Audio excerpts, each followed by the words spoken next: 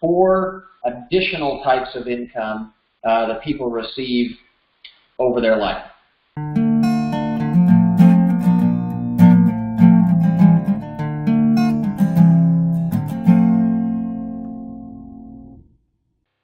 All right.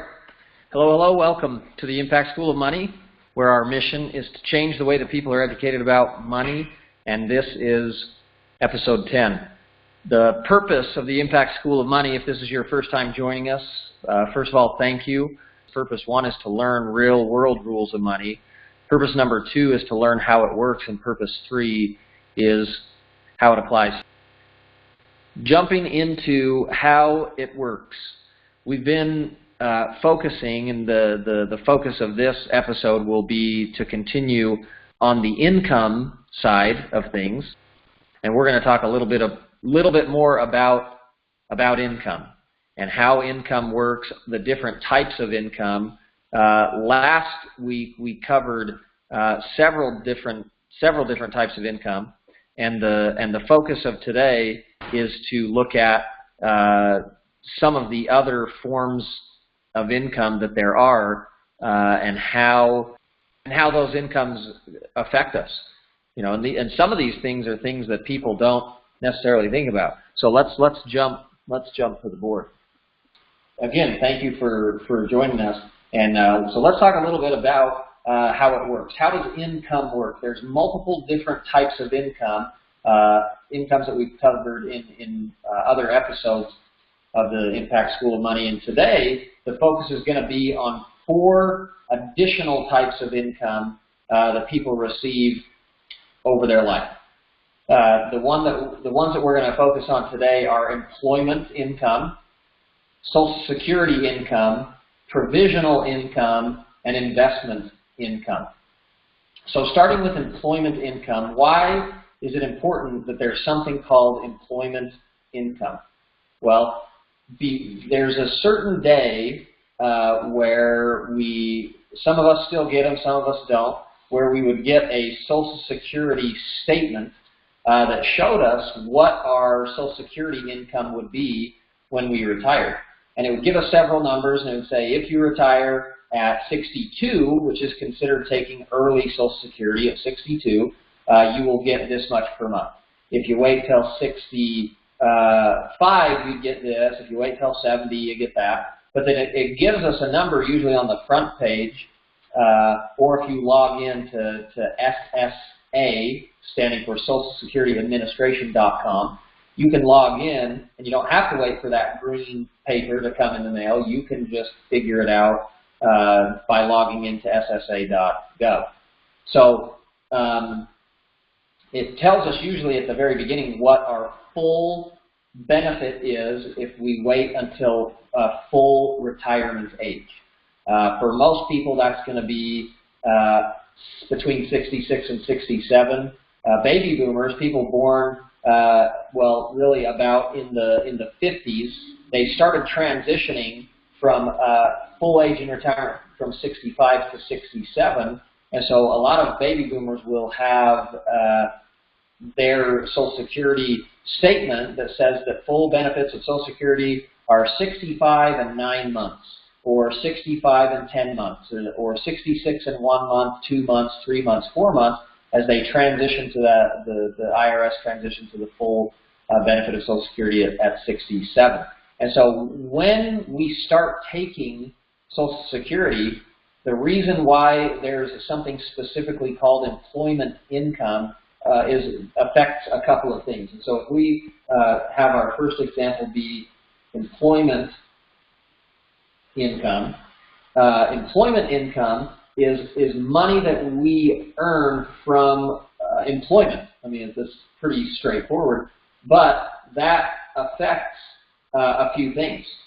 So, for example, if I do not have employment income, I cannot contribute. I can have one still, but I cannot contribute to a Roth IRA if I don't have employment income.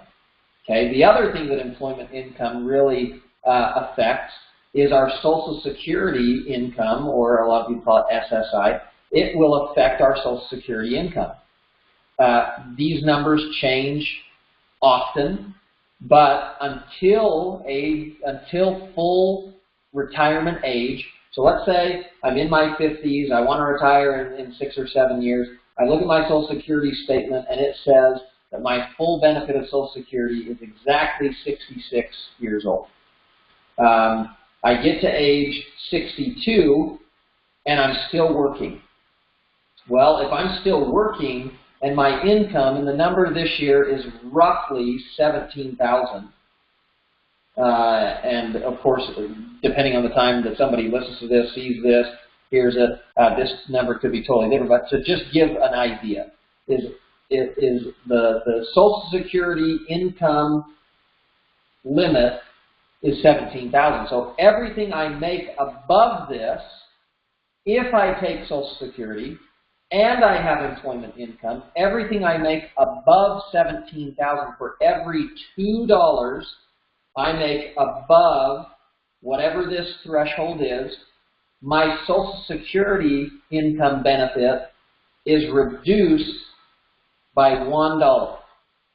Is reduced by $1.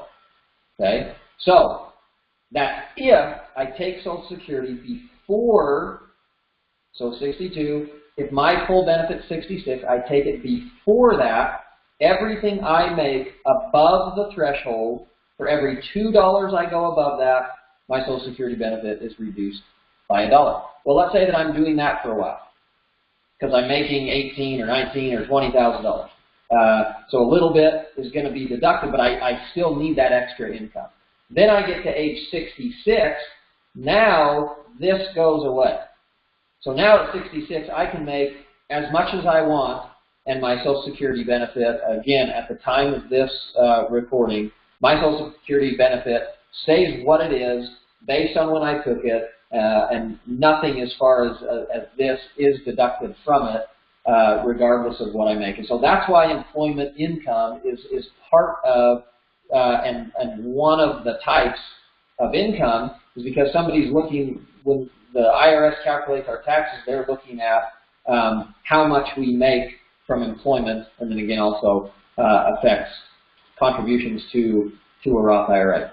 Okay, so that gets us to Social Security income. So let's erase this so we have a little bit of room here. Social Security income. So Social Security income, there's multiple different types. There's regular Social Security income. There's Social Security disability income. There's a whole bunch of that. There's Social Security calculators that a person can get online and calculate, you know, how is the best way to take it, you know, start the husbands, defer the wives, et cetera, et cetera. That's not what we're talking about today. Just in general, Social Security income. So Social Security, basically, if we were to put it basically, is you have the generation of people that were working, and the IRS comes up with an idea to almost create a forced pension as they took money out of the working people's paycheck. So someone that was working got a paycheck, a certain amount was deducted from each check to basically fill up a bucket called Social Security. Okay, and the whole purpose of this Social Security bucket was so that as these workers retired and they moved from working to retired, that there would be enough in this fund to supplement, and that was the whole purpose of it, was that now that they could, you know, turn on the little spigot for the person and a certain amount would come out while they were retired, that would help them. And so the demographics at the time really made sense with this, is because you had, especially with, you know, the up-and-coming generations, and where the math really worked, is you've got, if you have the baby boomers are working. There were somewhere in the range of 50 to 60 people working for every one person retired. And so you kind of look at the math and you're like, well, if we're deducting a little bit as they get a paycheck, we deduct a little bit, put it into the Social Security bucket, but we've got 50 to 60 for every one retired, hey, this is going to work great. This is going to be Awesome. But just like with every other financial decision, the IRS or the president or whoever it was that decided this is a good idea didn't have a crystal ball. They didn't see that the baby boom generation would have a working force that was this big, but then the baby boomers' kids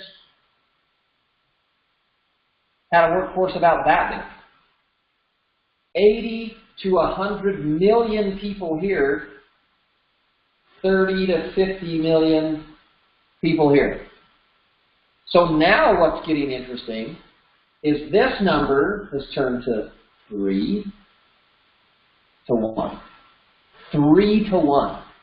Is there even enough? You would have to take those 3 people's entire paycheck and still not even come close to what was coming out when the baby boomers were working.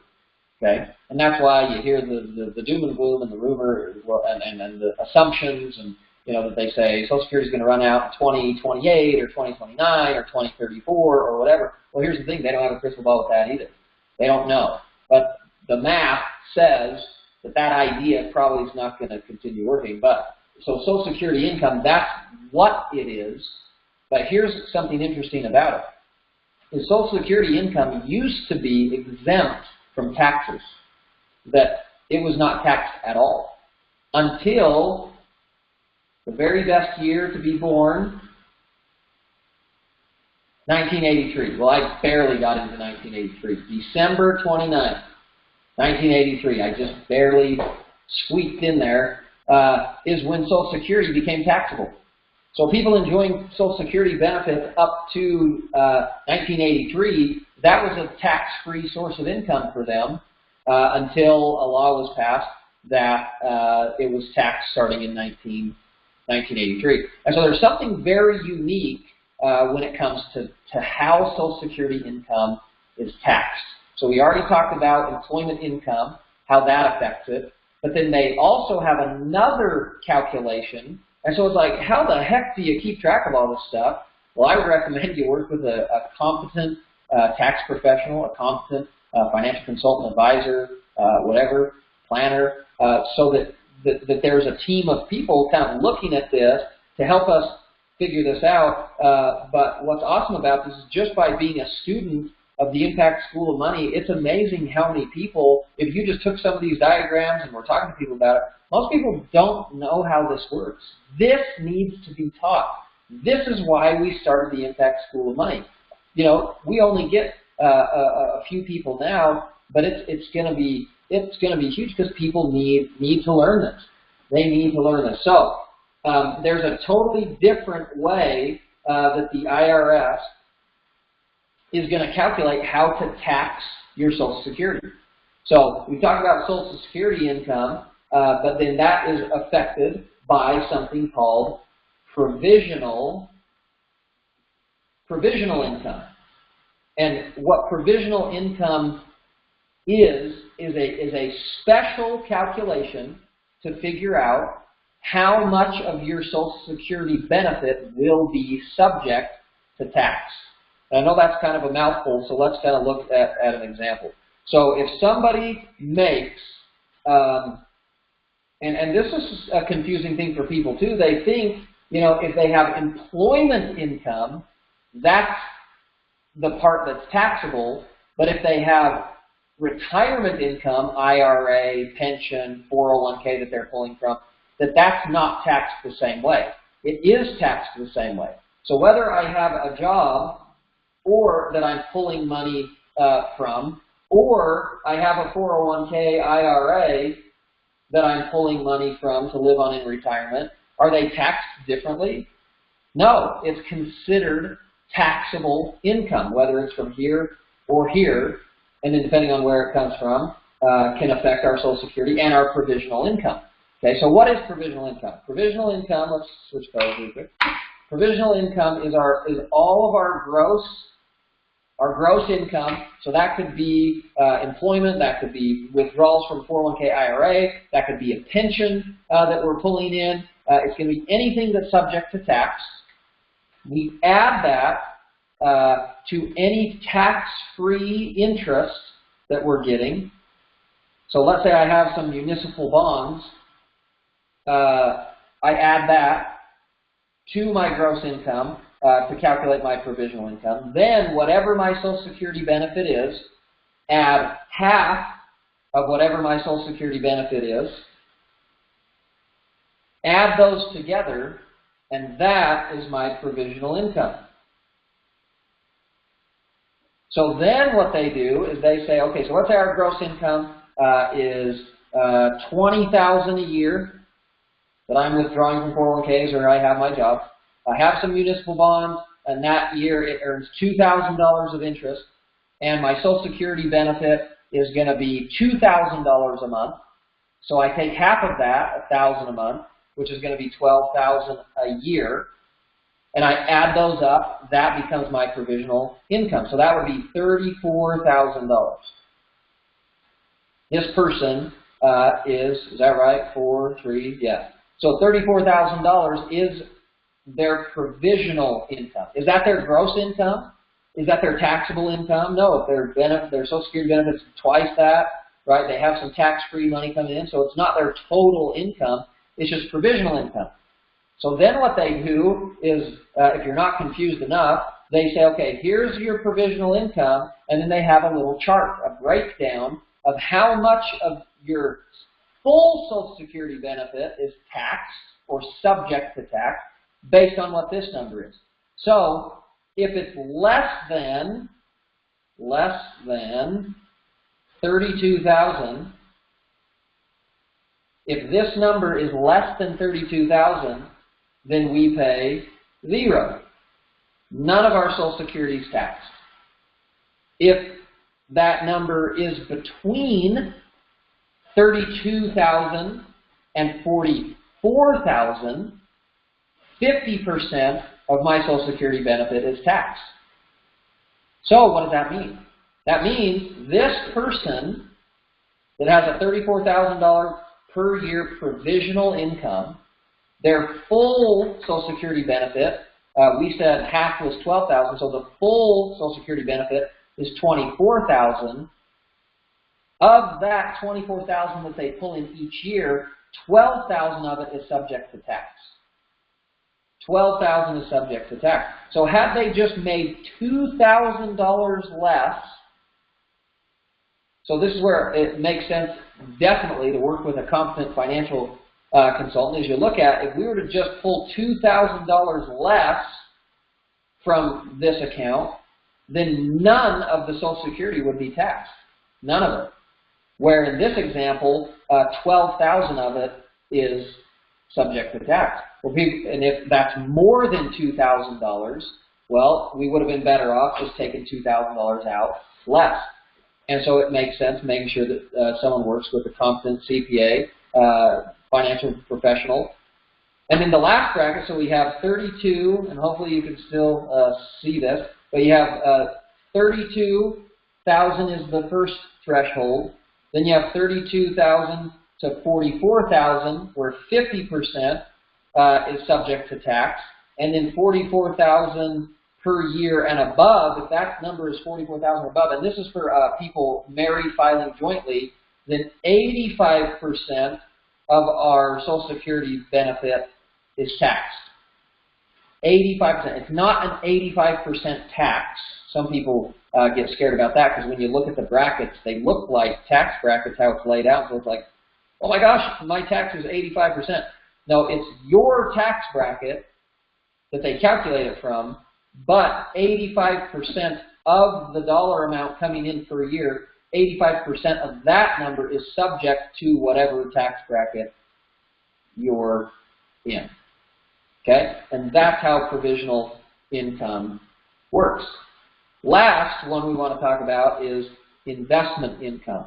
Okay? Investment income is basically, I mean, it is what it says it is. I have an investment of some sort that earns interest that may potentially be subject to like a capital gains tax, or I have some stocks that are spitting out some dividends or something like that. That's considered investment income, and that's all included there when I go do my taxes on all my total income. So there's our lesson for today. Who would have thought that multiple episodes could be taken on just the different perspectives that the IRS has on different types of income. But here's what I know. I know that by having the desire to learn about money, regardless of how long it takes, whether it takes several weeks and this is something you absorb really quickly, or it's something that takes a little while to understand and get, which was totally me. I mean, it took literally doing this professionally more than a year to learn this. But what's the alternative? The alternative is to continue going years and years and years without knowing it. That's why we're teaching this. That's why we have these lessons. That's why we have these classes. And I can promise by logging in, by participating, by watching and rewatching and sharing this with other people and potentially helping them, you will learn how these things apply and how they can help people, help you, and help other people. So thank you for joining us at the Impact School of Money today, where our mission is to change the way that people learn and are educated about money. My name is Adam Davis, and that's it for today. Class dismissed.